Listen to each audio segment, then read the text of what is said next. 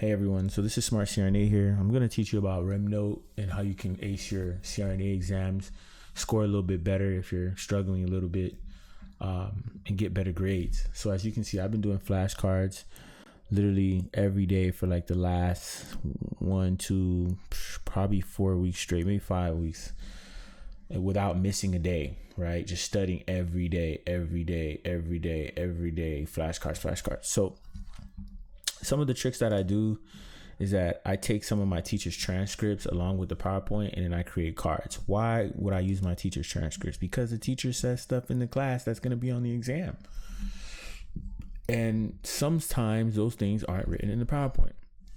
So if you're able to, you'll upload your teacher's transcription if you've transcribed it or you have it. Then you'll go ahead and you'll open it up, right? So this is my teacher's transcript. It's everything she said in class, right? So I'm looking for things that are important, right? And what I recommend is you actually go through word for word, line for line of what she said. So she said the jugular vein should become visible in a normal patient. If the jugular vein is not visible at 60 degrees, this may suggest the patient is hypovolemic. That is important. So now I'm going to create a word for word card that she said in the exam. Now, you can create a question if you want to. And what I like to do is I like to create a question. So I'll click a question, right?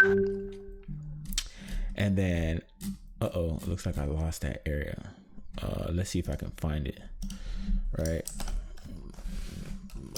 So I'll do Control F and we'll put 60 degrees. All right, so I found it. It's on page 2, right? So now I couldn't find where I lost the document. I just did Control F to find where I was at. That usually doesn't happen all the time, but if it does, you can do that. So now I got a question card. Now I want to click the jugular vein should become visible in a normal patient. If the jugular vein is not visible, this may suggest that the patient is hypovolemic. I'll highlight it again, right? Then I'll click bold create. And then now that I've already have a multiple choice question, I now will create a flashcards because I like questions. I want to do multiple questions. I want to see different types of answers. I want to be able to understand how I'm going to be asked a question in order to perform well. So now you have a closed card, right? And now it says the jugular vein should become visible in normal patients. If the jugular vein is not visible at 60 degrees, this may suggest that the patient is hypovolemic. So now I don't really like this card. I can unclick it and then it categorizes it, right? Hypovolemia. A patient may become hypovolemic if the jugular vein is not at 60 degrees. Now you can change the amount of cards you want. You can type what you want it to focus on. You could change it to multi-line, which I don't use. I preferably use closed cards just so I can spark that memory and then it can give you more details, right? So I'm just gonna do closed cards for this video and I'm just gonna show you different methods of how you can do this, right? Now let's say you're running short on time. You're like, I kind of need to see what my teacher talked about and I don't really have the time. I don't recommend you to highlight everything on this thing. You're not going to get the best cards like that. You need to kind of systemically go through this one by one if you have to, but if you're short on time, I recommend you do it in bulks of paragraph, right? So read, get to the last part where you're kind of done. So she says next we assess with heave. So now you'll stop. So now you'll go ahead and you can have cards like these, but these are not that great. I don't recommend these, right? I recommend you do closed cards for CRNA school because you need to make sure that you actually know the information. So you want to go like this, right? And now it's created that paragraph. So now it's categorizing it for me under hypovolemia, under bruit, because she talked about bruit. A bruit is a murmur-like sound arising from turbulent blood flow. Carotid auscultation. Now it's giving me cards for carotid auscultation. Now you click save. Right, so you have that. Now we can go ahead and do it again, right? Because sometimes I like to go over it again. I want to go over it twice to make sure that I get question cards. So every time I say this thing, it kind of loses where my track was. So I'm not going to go back. I'm just going to do it kind of similar to this, right? I'm going to try to find where we're at. All right, I can't find it.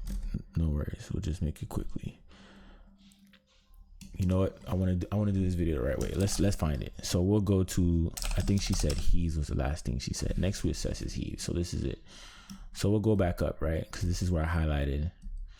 So listen, you want to position the diaphragm. So let's say it's here, right? Now that I got my closed cards, I'm going to go ahead and I'm going to create question cards at the same time. This is how my deck gets so big. It gets to like 2,000. And then you can say, okay, you can change it. Maybe like you want 5 cards or 8 cards, and it'll give you what it can based on how much information you highlighted. So let's say from this text, I want to create at least 8 cards. 8 question cards is what I want to create. Right. So now I have my question deck populating. Everything is populating.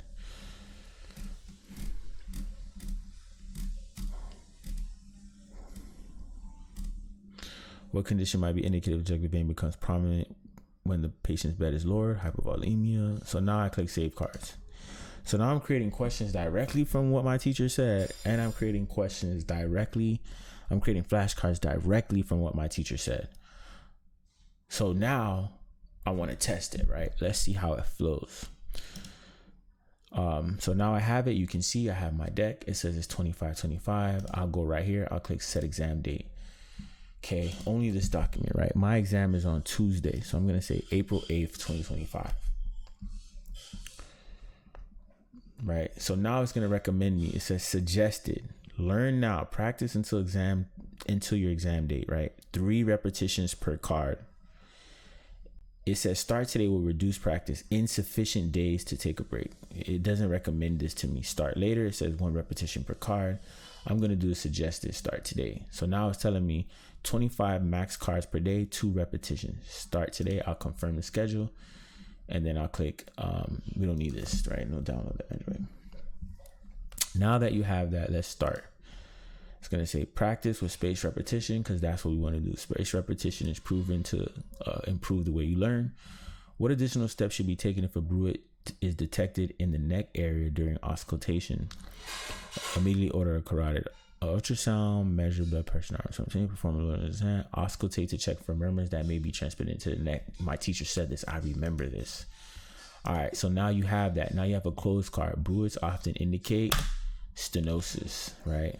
And then the explanation kind of gives you an explanation. But if you're like, hey, I still don't understand it, get the AI tutor, right? What does stenosis mean when it comes to bruit? Stenosis refers to the abnormal narrowing of blood vessels, in this case, an artery. Blah, blah, blah, blah, blah. So now you kind of got how you can improve your learning all in one program, right? Now you're like, all right, I kind of remember that. So I want them to show me that card in 12 hours. And that's what you're going to keep doing all day with RemNote, right? You're just going to keep building. And you say, okay, I don't remember this. I forgot. It's going to show you the card again in a minute. And then you can just kind of skip through. And then here's your closed cards, right? A bruit is a murmur-like sound. A prominent jugular vein flat position may indicate the patient is volume depleted. To assess for hypovolemia, lower the bed flat. Then you're done. That's what you want to do to succeed in CRNA school and to enhance and improve your learning in rapid time. I hope you enjoyed this video. If it helps, please like it, share with your friends. Enjoy the rest of your evening.